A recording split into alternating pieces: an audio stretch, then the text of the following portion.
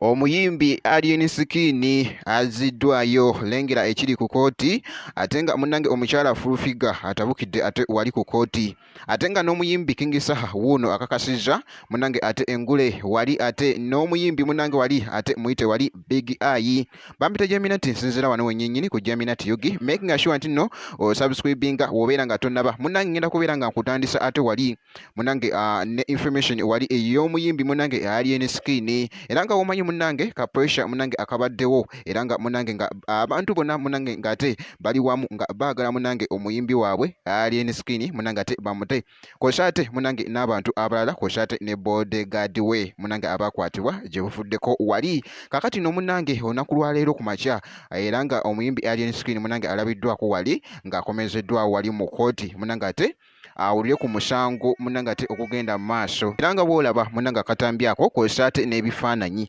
wali wonna so ate alabikwe nga agenda ate wali mu kooti naye nga munnange byonna ebinafaayo munnange ate okuva mu kooti ngenda kubeera nga mbikutuusako wano ku Geminati Yugi naye nga munnange yeyo update munnange ate ekyaliwo wali ku muyimbi Alien Skin wali wonna kakati nno munnange omukyala wali munnange Full-Figure atabukidde wali munnange ate ku kooti jjukira nti nno nkugambye nti abantu beeyiye munnange ate wali ku kooti nga bayitirivu bitya naye nga munnange nga womanyi munnange ndowooza amateeka munnange ate gekooti omukyala munnange Full-Figure munnange nga abagana era nga Full-Figure munnange abadde ssebo nga tayagala na kamera zimutunuzaamu omulamuzi walaba kintu agenda tuwa Alien eno kooti mu inspecting abalamuzi mu inspecting kooti kooti esigala kooti empaji za kooti esigala zeyimiridde n'obeeraani ne bw'obeeraani n'oba minisita eno kooti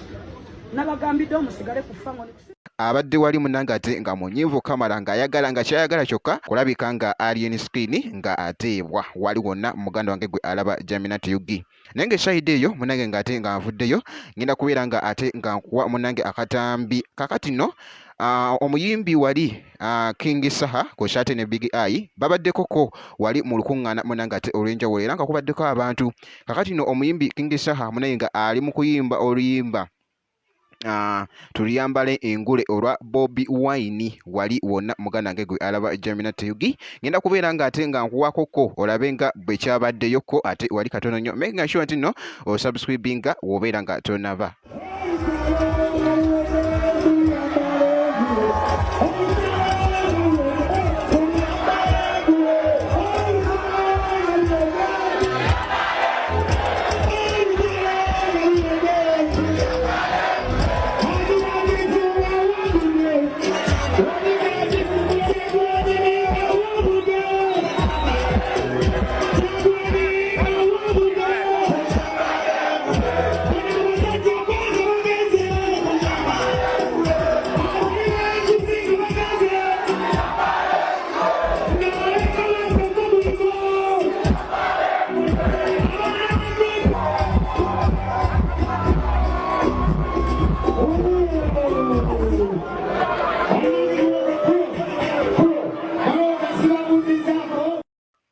naye nga bwe kiti munnange ate update weziti munnange ate bwe zitambudde making sure nti nno osubscribinga ngenda kubeera nga ate nga nkomawo jjukira nti nno okugambye ngenda kuba nga nkutegeeza ate ku muyimbi Alien Skin munnange ate ebibadde ebigenda okubeera nga ate biva mu kooti ngenda kubeera nga ate nga mbikutuusako wano ku Geminati Yugi naye nga making sure nti nno osubscribinga wobeera nga tonnaba